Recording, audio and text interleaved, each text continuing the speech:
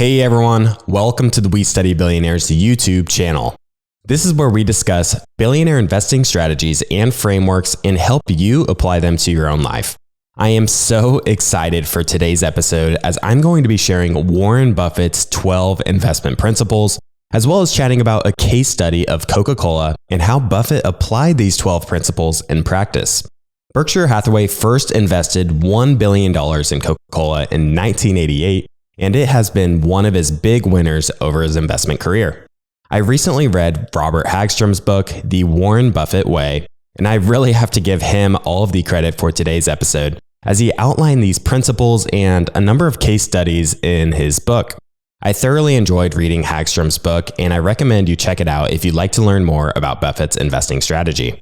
In case you missed my previous episodes covering Warren Buffett, you can head to our YouTube page and look for how Warren Buffett became the greatest investor to ever live.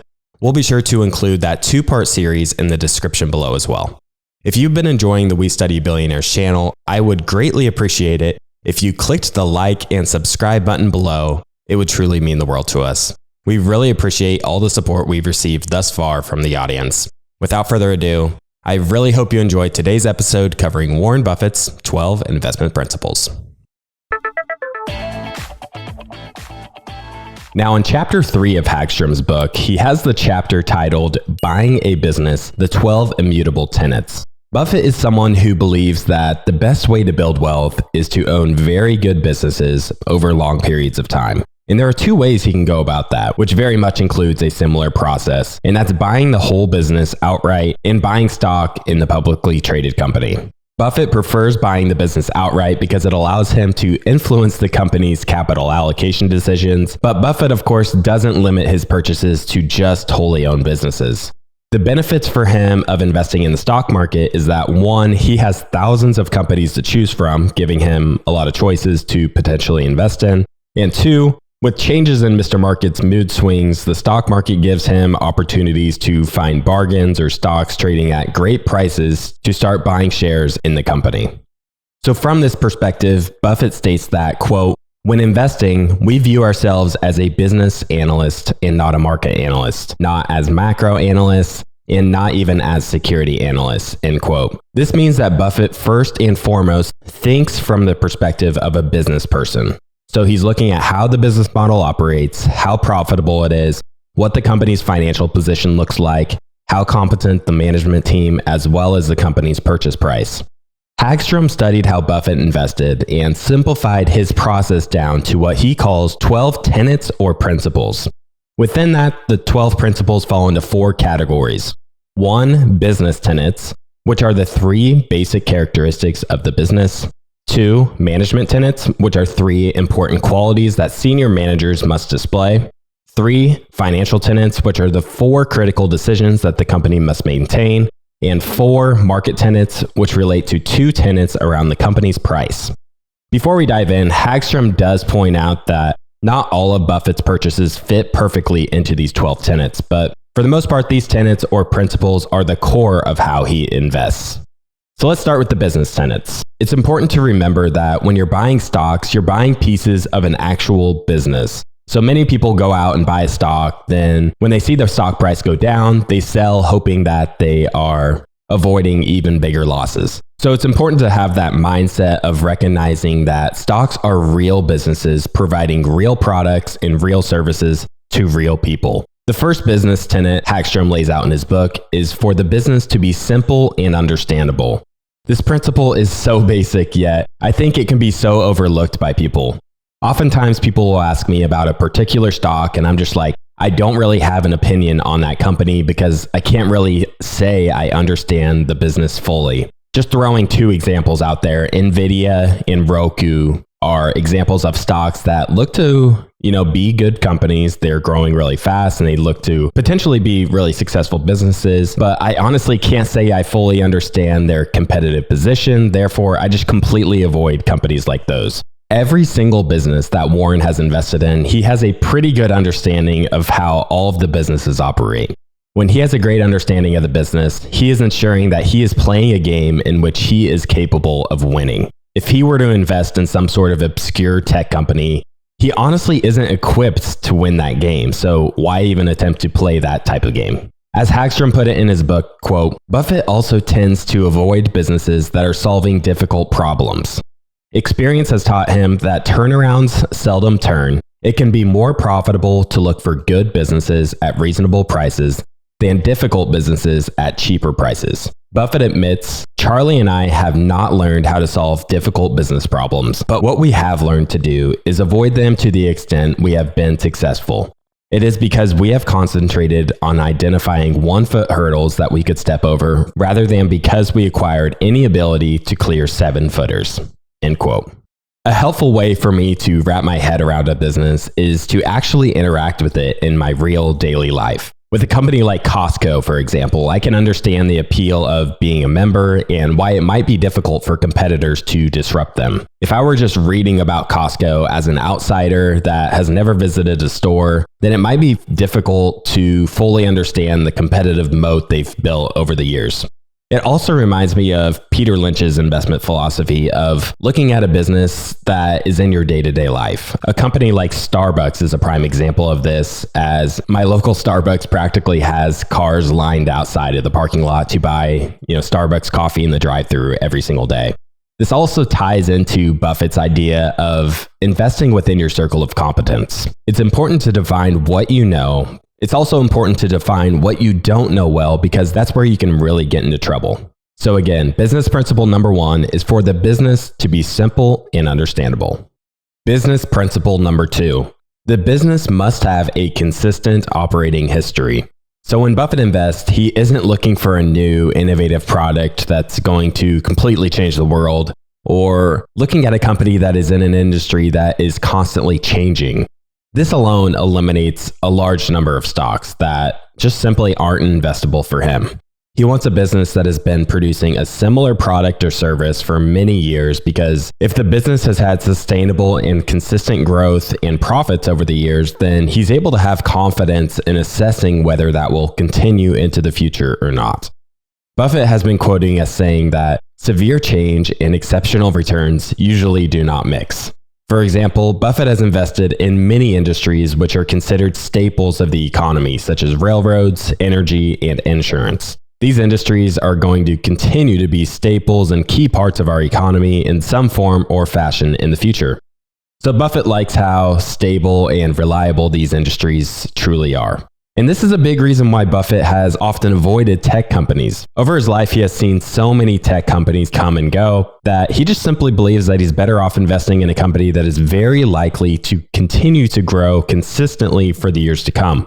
The future is definitely difficult to predict, but assuming that a stable industry will continue to produce profits for a very long time for the very best companies is still a reasonable assumption to make.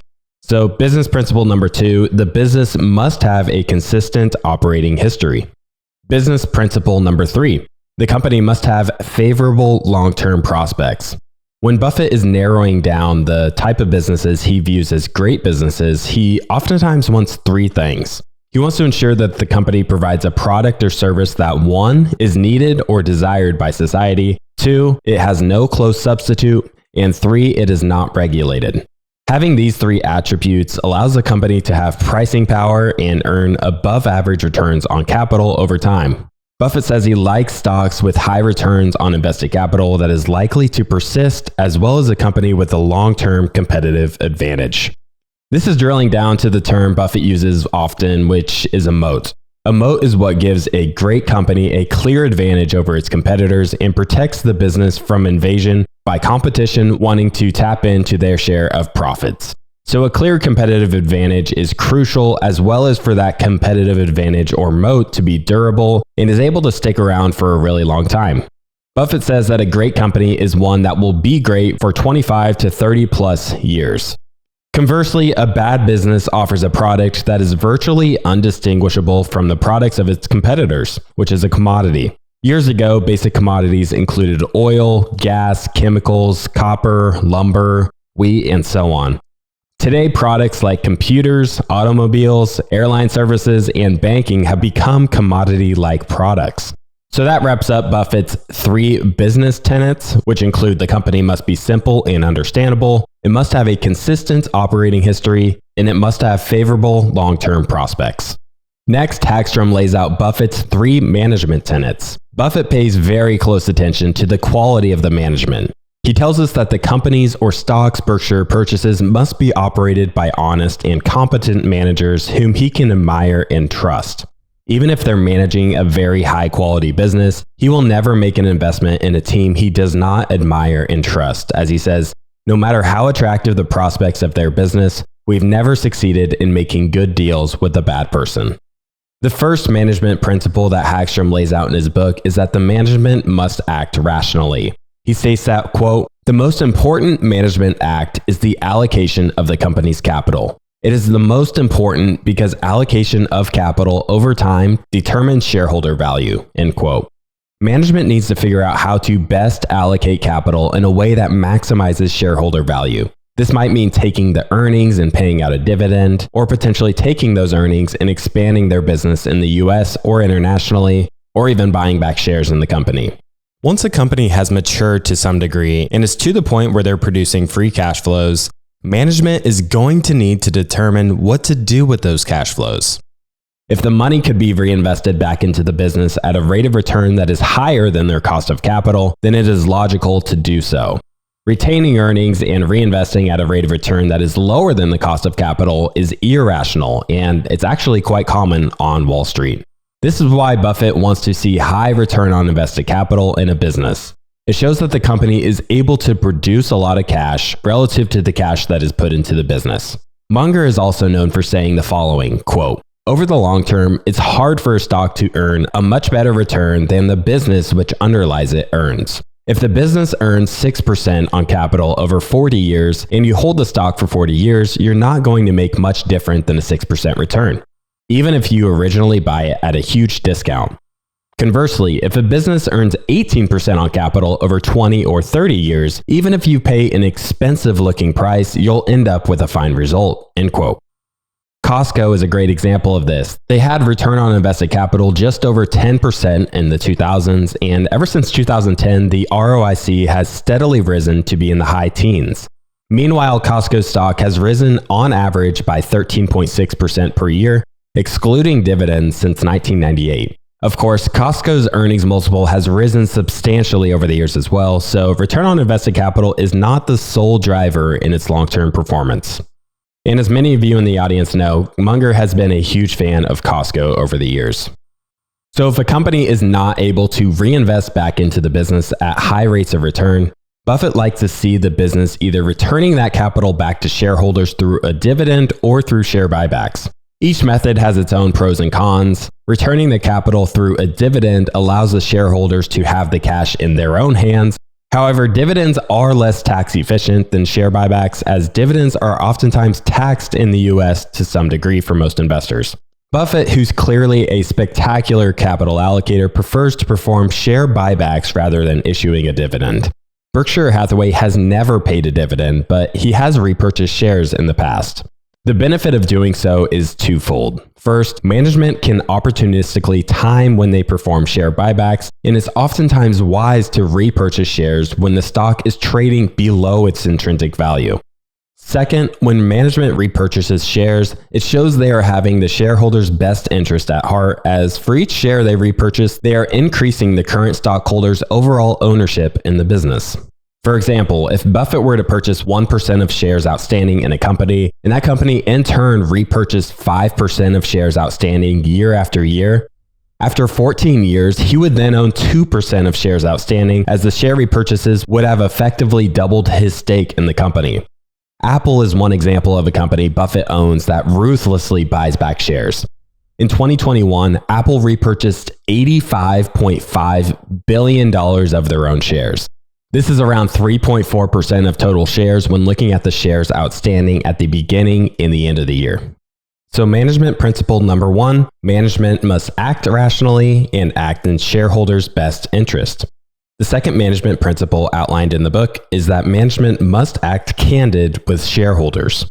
What this principle is really getting at is that Buffett wants to see that management is truthful, transparent, and they aren't trying to hide anything from the shareholders.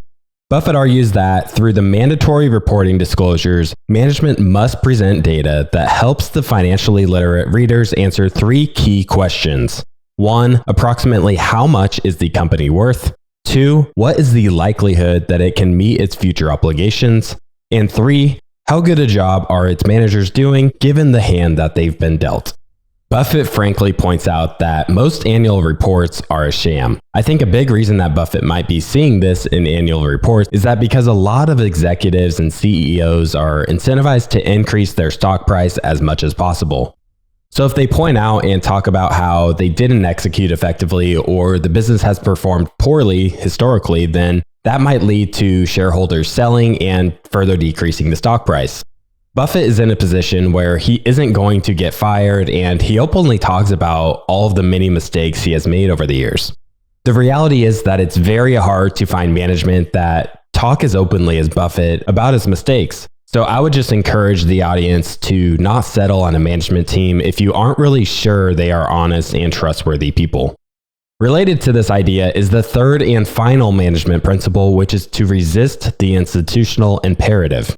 The institutional imperative is the tendency of corporate managers to imitate the behavior of others, no matter how silly or irrational that behavior might be.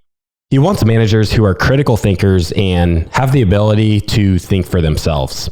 He doesn't want somebody to make a decision just because all of their competitors are doing the same thing.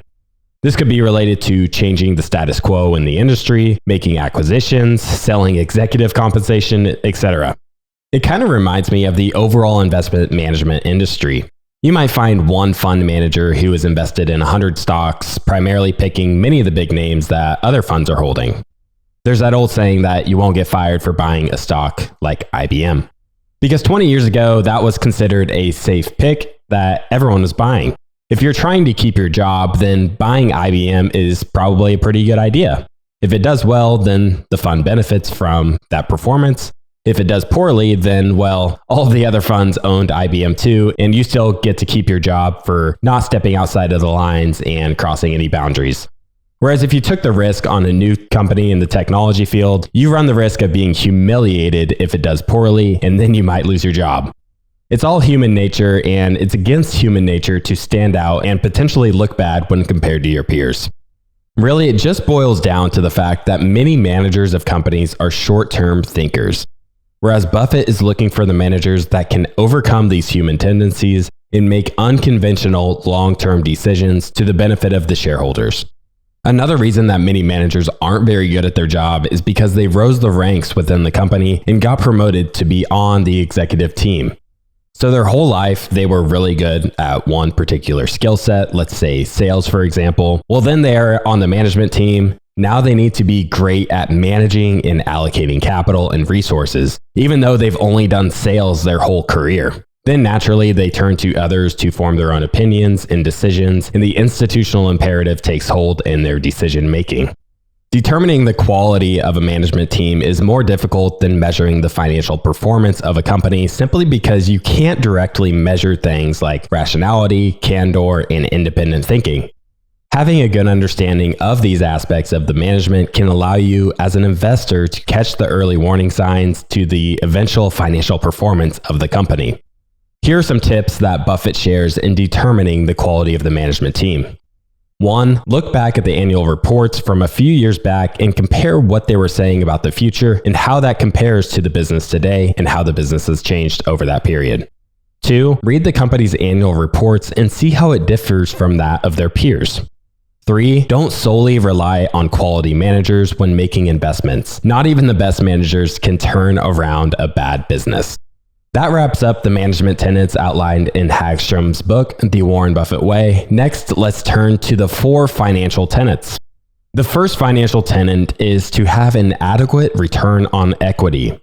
Related to our point earlier about the institutional imperative, it seems like Wall Street also puts a big emphasis on earnings per share. But a method that Buffett actually cares more about is the return on equity more so than the earnings per share. So what is the return on equity? The return on equity is the ratio of the operating earnings to the shareholders' equity or the book value. So if a company has a net income or operating earnings of $10 per share and the book value is $100 per share, then the return on equity is 10% for that year. When looking at a company's return on equity or return on invested capital over a period of years, you typically want to see these measurements either steady or increasing over time. A company that has a return on invested capital of greater than 10% is great, and it shows that the company is efficient at reinvesting their earnings back into the business to produce even more earnings over time. This is important because most stocks retain their earnings within the equity of the business. If a company's return on equity or return on invested capital is low or it is declining, this should tell you that the company is not efficient at reinvesting the earnings back into the business. Simply put, great businesses have high return on equity and high return on invested capital, say greater than 10%. Buffett knows that sometimes adjustments need to be made in these calculations. In Berkshire's case, their books might have a massive increase in their equity holding in one particular year. Well, this would lead to lower levels of return on equity. So that's something to keep in mind when analyzing this figure. Also, you'll want to keep in mind how much debt the company has on its books. If a company is increasing their return on equity while also increasing their debt to income ratio, you should be mindful of this, as the company may be getting too levered up and taking on too much risk, and the debt could eventually become a drag on the company's financial results. When analyzing the return on equity, return on invested capital, or really any reported number by a company, you don't want to put too much focus on one particular year, because one year might turn out to be an anomaly. For example, if the return on equity for a company is 5% per year and all of a sudden it's 10% in the most recent year, then you might not want to put too much weight on that 10% until you've seen the company produce that level, at least for a period of a few years. Wrapping up this tenet, Buffett believes that a good business should be able to earn a good return on equity without the aid of leverage. You should be suspicious of any companies that rely on leverage to produce good return on equity. The second financial tenet in Hagstrom's book is to calculate owners' earnings to get a true reflection of value. Buffett says that not all earnings are created equal. Two companies might have the same level of earnings, but one company might be asset heavy, while the other might be asset light. Inflation and the need to replace the assets in the asset heavy business make the earnings between the two companies not really comparable. Oftentimes, investors use free cash flow in estimating the earnings that a company produces. Free cash flow is calculated as net income after taxes plus depreciation, depletion, amortization, and other non-cash changes. Buffett says that the problem with this figure is that it excludes capital expenditures, which includes investments for new equipment, plant upgrades, and other improvements needed to maintain its economic position and unit volume. In calculating the economic earnings, Buffett wants to take the cash flow and adjust it for the capital expenditures as well as the working capital that might be needed in the future. The issue with calculating owners' earnings is that it's really up to the investor to estimate what the capital expenditures might be for a given year. And it's not really a precise calculation, it's really an estimate to the discretion of the investor. Hagstrom quotes John Keynes in his book with regards to this. Quote, "I would rather be vaguely right than precisely wrong," end quote. The third financial tenet is to look for companies with high profit margins. High profit margins show that a particular company is able to control costs and continues to produce free cash flows into the future. In my mind, this tenet also ties into finding a quality management team, because a quality management team is always looking for ways to cut unnecessary costs and increase their profit margins. And if you want to learn from someone who is good at cutting costs, Buffett is one of the best managers at doing this, as Berkshire has completely minimized their corporate expenses, at least relative to their peers in their industry. All right, the fourth and final financial principle or tenet is for every dollar that is retained within the company, make sure the company has created at least $1 of market value. This tenet I found to be an interesting one that Hagstrom included in his book. From a high level, the stock market tells you what the market is valuing any particular public company. Buffett believes that if he has selected a company with favorable long-term economic prospects, run by able and shareholder-oriented managers, the proof will be reflected in the increased market value of the company. So if the company is not doing a good job at redeploying their retained earnings over an extended period of time, then the share price will be punished. If the company has an above average return on invested capital over an extended period of time, then the share price will be rewarded, assuming that you paid a fair price for the business. So Buffett has what's called the $1 rule he applies in determining the economic attractiveness of a business and how well management has accomplished its goal of creating shareholder value. Hagstrom states, quote, "The increase in value should at the very least match the amount of retained earnings dollar for dollar. If the value goes up more than the retained earnings, so much the better," end quote. So Buffett wants each dollar of retained earnings to eventually be translated into at least a dollar of increased market value in the business. So that wraps up the financial tenets. To recap, number 1, focus on return on equity, not earnings per share. 2, calculate owner's earnings to get a true reflection of value. 3, look for companies with high profit margins. And 4, for every dollar retained, make sure the company has created at least $1 of market value. So far, we've looked at the business tenets, the management tenets, and the financial tenets. All of these are looking at the actual business, the people managing that business, and then the financial results from the business. What we haven't analyzed yet is the intrinsic value in comparing that to the market value or market price of the company. The market determines the price for the company, but it is the investor's job to determine what the actual or true or intrinsic value of the company is. And remember that price and value are not necessarily the same. Sometimes Mr. Market has these massive mood swings to the upside or to the downside. For example, in March 2020, when we had a massive sell-off after looking in hindsight, that was obviously an opportunity to purchase many companies that were down 20, 30, 40% in a matter of weeks. In 2021, we saw many growth stocks rise by multiples above what they were in 2020. And now in hindsight, we can likely say that those prices went far above their intrinsic values in many cases. If the prices offered by the market were always efficient, then Warren Buffett would not be who he is today. He's been able to identify great companies that are trading at prices well below their intrinsic value and then taking advantage of these opportunities. So the market tenets. The first market tenet is to determine the value of the business. Warren Buffett tells us that the value of a business is determined by the net cash flow expected to occur over the life of the business, discounted at an appropriate interest rate. And as TIP has talked about for many years, this is really how you can value any financial asset, whether it be a bond, real estate, or anything that produces cash flows. You project out what the asset is going to make each year and then discount that back to today at an appropriate interest rate. Starting with the earnings or the company's cash flows, it's so much easier to determine the value of a business if the business has steady cash flows similar to a bond. I wanted to pull up 2 examples to talk a little bit about what I mean.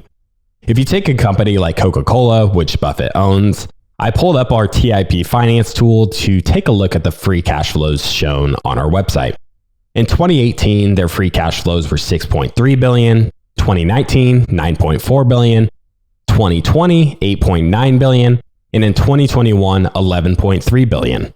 So an investor would be able to take some sort of average over the past 5 years or come up with some sort of reasonable assumption for the earnings and project that forward with some degree of confidence. On the other hand, if you look at a growth stock like Tesla, their top line revenue growth has been over 100% just over the past 2 years. In 2018, their free cash flows were negative. 2019, they were $970 million. In 2020, $2.7 billion, and in 2021, $5 billion. Just a slight tweak in your assumptions for the free cash flow growth of Tesla can drastically change your output for the intrinsic value of the company. Whereas with Coke, it'll be much easier to come up with some sort of conservative and reasonable intrinsic value because the cash flows are much more stable and you can be much more confident in what the cash flows will be in the future.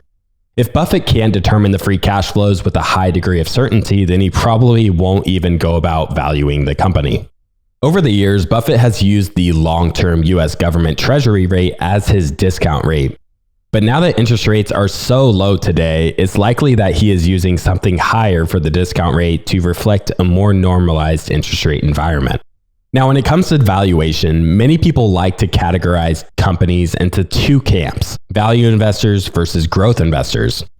The value investing camp is people who want to invest a little bit more conservatively, and oftentimes they're purchasing companies with low price to earnings ratios and high dividend yields.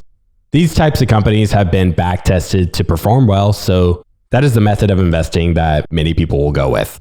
As for growth investors, they're looking for companies that are growing revenue and earnings at an above average clip, but that growth does not come without a price. So that's why these types of companies tend to have a higher PE and little to no dividends paid. Many people think that they have to pick one strategy or the other, but Buffett says that the debate between the two schools of thought is nonsense and that growth and value investing are joined at the hip. Growth is actually a component of value, and it is actually accounted for in Buffett's calculation of intrinsic value. So it's not necessarily true that just because a company has a low PE means that Buffett will like it, and just because a company has a high PE means that Buffett won't like it. All it really comes down to is whether the intrinsic value is trading well below the market price for him to consider buying it or not. This will bring us to our second market tenet, which is to buy at attractive prices. Buying a great business with capable management that is simple to understand and has an attractive business economics simply isn't enough. The final piece of the puzzle is to ensure that you are purchasing the company at a sensible price. If you listen to my previous 2 episodes, which discussed Buffett's investment journey, you know that Buffett took to heart Benjamin Graham's idea of ensuring an adequate margin of safety when making a purchase. A margin of safety allows for some room for error in his assessment of the business and how they end up performing in the future. A margin of safety will give Buffett some downside protection as well. For example, Apple today is trading at around $150 or $160 a share. If Buffett thinks the intrinsic value of Apple is $200 and he is incorrect in his assessment of the intrinsic value and it's actually lower than $200, well then he isn't going to lose money unless he is drastically off in his assessment of what the true value is. So there is some protection from the downside risk because he is ensuring that he is investing with a margin of safety. The other reason he wants to buy with a margin of safety is because this will help lead to above average returns. If he is buying something that is worth $200 for $160, then if he is right in his assessment of the intrinsic value, he will not only earn a return on how the business performs, but he will eventually realize the return of the stock price eventually reaching the intrinsic value of the company. So if a company earns 15% on its assets over the long run, the value of the stock will continue to trend upwards in that manner. On top of the market potentially recognizing that the company was trading below its intrinsic value. So the margin of safety is like the icing on the cake, as the stock may continue to trade well below its intrinsic value for some time, but it should continue to march upwards if it's a company with above average economic returns. So that wraps up Warren Buffett's 12 investment principles that are laid out in Hagstrom's book. Again, those principles are grouped into business tenets, management tenets, financial tenets, and market tenets. Next, I wanted to walk through some of the ideas around portfolio management, as well as the psychology aspect of investing. Hagstrom outlined how Buffett considers himself a focus investor. This means that he focuses on just a few outstanding companies and typically holds these companies for many years. A lot of the work is done up front in finding the right companies, and this greatly simplifies the task of portfolio management for him as an investor. Most of you are probably aware that anyone can invest passively in index funds such as the S&P 500, and Buffett recognizes that anyone who invests in this manner will outperform most investment professionals. However, since Buffett has read practically every investment book ever written, he knows that he has researched investing enough to really know what the heck he's doing and what he's talking about, and how he can potentially outperform the market and achieve exceptional returns, even better than the indexes. He believes that focused investing significantly increases the odds of beating the index. This approach includes choosing a few stocks that are likely to produce above average returns over the long haul, concentrating the bulk of your investments in these stocks, and having the fortitude to hold steady during any short-term market fluctuations. Following the 12 tenets laid out previously inevitably leads to great companies with a long history of superior performance and stable management. And that stability leads to companies that are likely to provide solid returns in the longer-term future as they have in the past. The heart of this approach is concentrating into companies with the highest probability of above-average performance. Too often, investors are chasing the long shot picks that have, a potentially incredible payout, but most likely won't end up doing very well for investors. You want to invest in a way that stacks the odds in your favor and has a high probability of succeeding for patient investors. Hagstrom states that although focus investing stands the best chance among all active strategies, it does require investors to patiently hold their portfolios when it appears that other strategies are marching ahead. It's almost certain that at some point, a focused portfolio will underperform the market, but over the long run, superior businesses will win. If you were to ask Buffett what his preferred holding period would be for a stock, he would probably tell you that he would prefer to hold it forever, or as long as the company continues to generate above average economic returns and management allocates the earnings of the company in a rational manner. One of the biggest benefits of holding forever or for a very long period of time, and I think this is often underappreciated, is the enormous value of unrealized capital gains. Hagstrom says, quote, "When a stock appreciates in price but is not sold, the increase in value is an unrealized gain. No capital gains tax is owed until the stock is sold. If you leave the gain in place, your money compounds more forcefully. Overall, investors have too often underestimated the enormous value of this unrealized gain, what Buffett calls an interest-free loan from the Treasury," end quote. Both Buffett and Munger consider inactivity in portfolio management to be highly intelligent behavior because of this. Also, managing a focused portfolio requires you to think of the ownership of stocks as ownership in real businesses. You must be prepared to study the businesses you own to understand it very well. You need to have an investment time horizon of at least 5 years. You shouldn't use any leverage in your portfolio and learn how to detach your emotions when investing in the stock market. Related to the emotional aspect, oftentimes the investor's worst enemy is not the stock market, but oneself. Someone could be very knowledgeable about mathematics, accounting, and finance, but if they haven't learned to master their emotions, then they probably don't have what it takes to be a great investor. Benjamin Graham said that having an investor's attitude is a matter of being prepared, both financially and psychologically, for the market's inevitable ups and downs. Not only knowing that downturns will inevitably happen, but to have the emotional fortitude to react appropriately when a downturn does occur.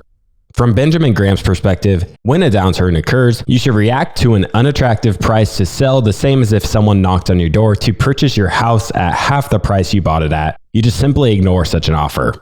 I find behavioral finance to be an interesting topic that is worth covering, so I'll touch on that a bit here. Overconfidence is the first investor bias I wanted to mention. If you ask the average person what their skills are on a particular topic, odds are more than 50% of people would tell you that their skills are above average. It's a natural human tendency for people to overestimate their ability to do things, investing included. Most investors are highly confident that they are smarter than everyone else, thus they have the tendency to overestimate their skills and knowledge. Also, people tend to rely on information that confirms whatever it is they believe. And they also disregard any information that is contrary to their opinion. Overconfidence can lead to us making some really simplified and dangerous assumptions. This is why bubbles occur. People see that a stock has doubled over the past 3 months, so they think that trend must continue, and it's very likely that it will continue, when in fact it's not. If you're applying Buffett's focused investor approach, my best advice to overcome overconfidence would be to thoroughly study whatever company it is you're looking to purchase, and make sure it checks all the boxes as far as the investment tenets go that I outlined earlier. This means reading the company's annual reports and taking a look at their quarterly filings as well. If you're just getting started, in my opinion, it's probably a good idea to limit your individual stock picks to only be a small portion of your overall portfolio, say less than 5 or 10% of the total for beginners. This ensures that any mistakes you make won't substantially hurt your overall investment returns too much. The investor bias that Hagstrom says is the most difficult hurdle that prevents investors from successfully applying Buffett's approach to investing is loss aversion. Loss aversion is the human tendency to dislike the loss of capital more than the same level of gain. According to a study by Daniel Kahneman, they were able to prove mathematically that people regret losses more than they welcome gains of the same size. up to 2 to 2.5 times more actually. In other words, the pain of a loss is far greater than the enjoyment of a gain. This loss aversion tends to make investors more conservative than they potentially should be in some cases. For example, someone who is in their 20s might have some portion of their portfolio allocated to bonds, even though bond yields are very low today and likely won't outperform stocks from now until they hit their retirement age because of the long time horizon they have. I think that loss aversion also might keep people from investing in the stock market in general, even though you're very likely to make money in stocks if you have a 5 or 10 plus year time horizon. Many people look at what happened in 2000 or 2008 and think they can't afford to lose 30 or 40% of their money in stocks. So they end up just holding something that is perceived as safer, such as bonds or cash, even though they could make much more money just continually buying and holding stocks and not even checking their account balances over that time. It's important to remember that there will always be many days or even months where the stock market is down, but when you look at the data, the stock market is up 87% of the time when held for a 5-year period. Stocks are up 94% of the time when held for a 10-year period. So as you extend your time horizon, you increase your chances of making money in the stock market. Even when looking at just a 1-year period, stocks increase 74% of all years. But when you zoom into a single day, stocks are up 53% of the time. So it's essentially a coin flip day by day by day. So down days and down weeks are expected and are actually pretty common. And occasionally, quote unquote, losing money is to be expected. But when you hold stocks for a long period of time, it's likely you will end up making a good return on your investment. Additionally, loss aversion might prevent someone from selling a stock that they know is a losing company and actually realize their loss because it hurts to realize that loss even though that money could be allocated to a better company. Loss aversion also relates to what is called the disposition effect, which is the tendency to defer regret by holding on to losers and to avoid being greedy by selling our winners. Even worse would be to sell your winners to allocate to your losers, and eventually you'll end up with a portfolio full of bad companies. The most powerful element in investing is time, and you're wasting it by sticking with an investment strategy that isn't working. To me, this is one of the most difficult biases to overcome. On the one hand, you might see that a particular individual stock or asset class is overheated, so I can see the case to sell your winners to rebalance.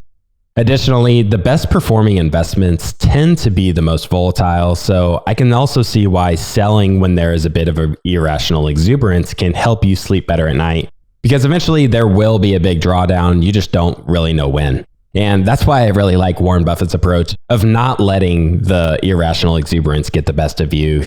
He's essentially playing a totally different game than most other investors. This reminds me of Warren Buffett's investment in Coca-Cola many years ago. In 1988, Buffett purchased $1 billion worth of Coca-Cola shares, and over the next 10 years, the price of the stock went up tenfold, while the S&P 500 went up by threefold. You might be thinking that, hey, Coca-Cola must have been an easy pick. It was a very well-known brand, trading at a reasonable price, and it was growing at a pretty fast clip at the time. But over that 10-year period, Coca-Cola only outperformed the market during 6 of those 10 years. Based on loss aversion, this underperformance on 4 of those years would naturally lead to many people not wanting to own the stock. But given that Buffett had overcome this natural tendency, he was able to know what the true value of Coke was over that time and really take advantage of it, even when the market temporarily disagreed with his assessment. Buffett would continually check in on the economic progress of the company and see that the overall company was doing an excellent job. So he just continued to own the business while everyone else would pay closer attention to the day-to-day price movements of the stock. So Buffett is stepping in and buying a great company at a fair price while a lot of investors are piling into the stock in the years that it's doing well and maybe even getting rid of the shares in the years that the stock isn't doing as hot. I'll end this part with a quote from Benjamin Graham, quote, "The investor who allows himself to be stampeded or unduly worried by unjustified market declines in his holdings is perversely transforming his basic advantage into a basic disadvantage. That man would be better off if his stocks had no market quotation at all, for he would then be spared the mental anguish caused by another person's mistakes of judgment." End quote.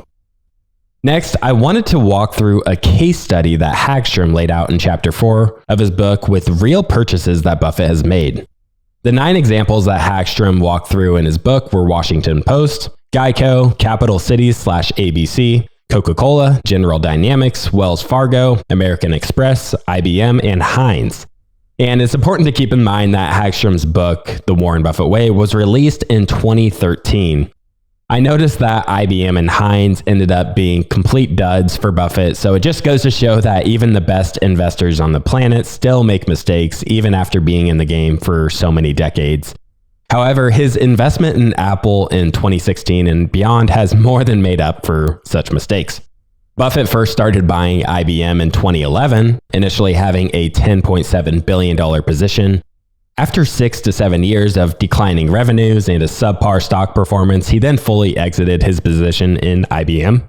In 2013, Buffett partnered with 3G Capital to buy Heinz for $23 billion. In 2015, Heinz merged with Kraft Foods, and since then, the stock is down nearly 50%. I didn't want to dive too much into these stock picks, but I did want to rewind back to 1988 to look at his purchase in Coca-Cola, as it's a company that all the listeners are familiar with to some degree. Like I mentioned earlier, in 1988, Berkshire purchased $1 billion worth of Coca-Cola shares, which at the time was a third of the Berkshire portfolio and 7% of the shares outstanding. Wall Street was quite surprised by this, as the stock was trading at 5 times book value and 15 times earnings, which was a premium above the market at the time. Hagstrom deviated from the order of tenets I listed earlier, so I'm going to stick with the order he presents in the book, so please bear with me. Tenet 1, simple and understandable. The business of Coca-Cola is relatively simple, as they purchase commodity inputs and mix these commodity inputs to manufacture concentrate that is then sold to bottlers. The bottlers then sell the finished product to retail outlets of all variations to get the product to the end consumer. The company also provides soft drink syrups to restaurants and fast food retailers. It doesn't take a rocket scientist to understand Coca-Cola's business model. Tenet 2, consistent operating history. The business started in 1886 and today is selling the same beverage plus many others. Practically no business has been around longer than Coca-Cola. They are the #1 global provider of beverages, ready to drink, coffees, and juices. So we got simple and understandable and consistent operating history. Check for both of those. 3, favorable long-term prospects. When Buffett had made his purchase, he had said that he was certain that in 10 years, Coca-Cola would be doing substantially more business than when he had originally purchased it. Buffett had obviously been aware of Coke his whole life, as he sold Coke bottles as a kid and followed the company as an investor. The company performed poorly in the 1970s and underperformed the market, but during the 1980s, Buffett saw that the leadership team had been pointing the ship in a much better direction. They brought in a new leadership team, and Buffett recognized that they were taking intelligent risks, cutting costs, and optimizing their return on assets within each business unit. Tenet 4, high profit margins. In 1980, Coca-Cola's pre-tax profit margins were a measly 12.9%, down from 18% in 1973. With the new CEO, Roberto Goizueta, his profit margins rose to 13.7%, and by 1988, when Buffett first purchased, the profit margins had risen to 19%. So profit margins were definitely heading in the right direction under the new leadership team. Tenet 5, high return on equity. The new CEO clamped down and divested from any business unit that wasn't producing an adequate return on equity. During the 1970s, the ROE was 20%, and in 1988, the ROE had risen to 31%. The high return on equity helped fuel positive stock performance during the 1980s, as the market value of Coca-Cola stock compounded by 19.3% per year from 1980 to 87. Tenet number 6, candor. Candor isn't a term I hear often, so for those not familiar, it essentially means that managers are open, honest, and not trying to hide anything to the benefit of themselves. The CEO wrote to shareholders, "We shall over the next decade remain totally committed to our shareholders and to the protection and enhancement of their investment. In order to give our shareholders an above average total return on their investment, we must choose businesses that generate returns in excess of inflation." End quote. The leadership team knew that in order to increase the value of the company for the shareholders, he would need to increase profit margins and return on equity, as well as the dividends paid over time. All three of these, when Buffett purchased, were all trending in the right direction, so Roberto wasn't just talking a big game. He actually had the proof in the performance of the business. In order to do so, he was cutting investments from areas that didn't provide an adequate return on investment, and redeploying that capital where he could earn a sufficient return. He wasn't pursuing growth just for the sake of growth. He was ensuring that the capital was being redeployed back into the business effectively, which at the time, the highest returns were to be found in the soft drink core business unit. Tenet 7, rational management. In addition to what I mentioned under the Candor tenet previously, management was definitely taking the company in the right direction. In 1984, management announced that the company would repurchase 6 million of their own shares of stock in the open market. This is always a benefit for shareholders, assuming that the stock is trading at a price that is below its estimated intrinsic value. Tenet 8. Each dollar retained must lead to at least a $1 increase in value. In 1973, owners' earnings were 152 million. In 1980, owners' earnings were 262 million, which amounted to an 8% annual growth rate. From 81 through 88, owners' earnings grew from $262 million to $828 million, which is an average annual compounded growth rate of 17.8%. And this is before Buffett had purchased. This difference in the growth rate of the owner's earnings was clearly reflected in the growth rate of the stock price. Hagstrom outlines that from 73 to 82, the total return for shareholders was 6.3%. Then from 83 to 92, the total return was 31.3% annually. Tenet 9 and 10, the institutional imperative and calculating owners' earnings. When the CEO first entered the scene at Coke, his first move was to divest from businesses that weren't earning an adequate return and investing that capital where higher returns could be achieved, which was their core business of selling syrup. This is a great sign of resisting the institutional imperative, as many managers will invest in new segments or just go out and buy out their competitors just for the sake of growth of the top line revenue and make it look like they're doing their job effectively.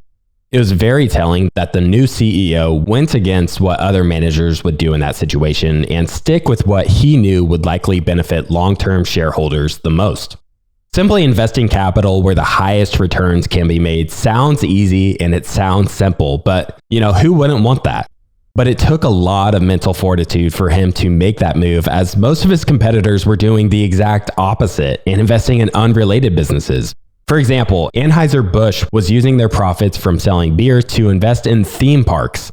Pepsi bought snack businesses, Frito-Lay, and restaurants such as Taco Bell, KFC, and Pizza Hut. So from what I read, the new CEO and management team were definitely resisting the institutional imperative and ignoring what other companies were doing. Tenet 11, determine the value.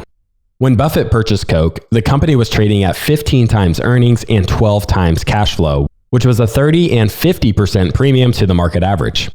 Buffett bought the company when it had a 6.6% earnings yield at a time when long-term bonds were yielding 9%. Just because Coca-Cola was yielding less than a long-term bond doesn't mean that the value isn't significantly higher. As we all know, the value of a stock is the projected future earnings for the company discounted at an appropriate discount rate. In 1988, owners' earnings for Coke totaled $828 million, and the 30-year U.S. Treasury yielded 9%. If you assume that the company had zero growth, you would just need to simply take $828 million and divide it by 9%, giving you a value of $9.2 billion. However, it would probably be foolish to assume that Coke wouldn't grow at all in the future, as earnings had grown at nearly 18% per year since 1981. In the book, Hagstrom takes a simple two-stage process to value Coke. He makes an assumption that Coke will be able to grow their cash flows for the next 10 years at 15% per year. Then from year 11 onwards, they would grow at 5% per year. Projecting out these cash flows and discounting them back to today, that would give you a valuation of $38.16 billion. This is far greater than the market valuation of $14.8 billion. Even if Coke only grew at 10% per year over the first 10 years, the estimated intrinsic value would be $32.5 billion. If they grew at 5%, it would be $20.7 billion. This isn't bad for a soft drink company. Tenet 12, buy at attractive prices. At this point, you probably know that a strong margin of safety was built into the price that Buffett bought it at. A conservative valuation even had a 27% margin of safety built into the price, but the margin of safety was more likely to be over 50%. He acquired over 93 million shares at an average price of $10.96, which represented 35% of Berkshire's stock portfolio. Note that when Buffett does his intrinsic value analysis, he isn't really looking at the market price.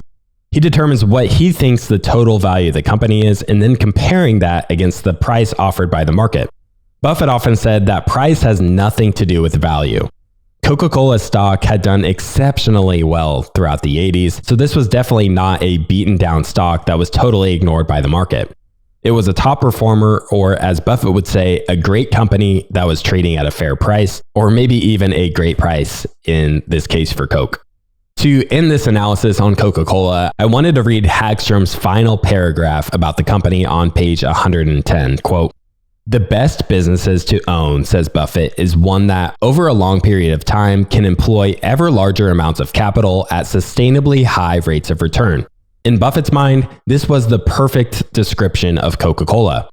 10 years after Buffett began investing in Coke, the market value of the company had grown from $25.8 billion to $143 billion. Over that time period, the company produced $26.9 billion in profits, paid out $10.5 billion in dividends to shareholders, and retained $16.4 billion for reinvestment. For every dollar the company retained, it created $7.20 in market value. At the end of 1999, Berkshire's original $1.023 billion investment in Coca-Cola was worth $11.6 billion. The same amount invested in the S&P 500 would be worth $3 billion, end quote. All right, so that just goes to show how well Buffett did investing in Coca-Cola, and I hope you found this episode really helpful. We had a ton of information jam-packed into this episode, so I really hope you found it helpful. Sometimes it's good to just go back to the basics and help recognize some of our weak spots as an investor. And I found a lot of good insights going back through Buffett's investment principles, all thanks to Robert Hagstrom and his great book, The Warren Buffett Way. If you found this episode helpful, I would love it if you could just do me a quick favor and simply share this episode with one of your friends who you think might find it helpful as well.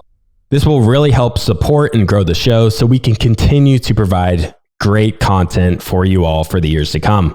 I really appreciate you tuning in. I had a lot of fun putting together this episode, so I really hope you enjoyed it. So with that, we'll see you again next week. And this is the main goal of diversification, and especially owning things that are outside of the stock market, things like cash or bonds, or whether it's gold or commodities, whatever it might be. What you're really doing is you're dampening the volatility of the instruments that are really, really volatile.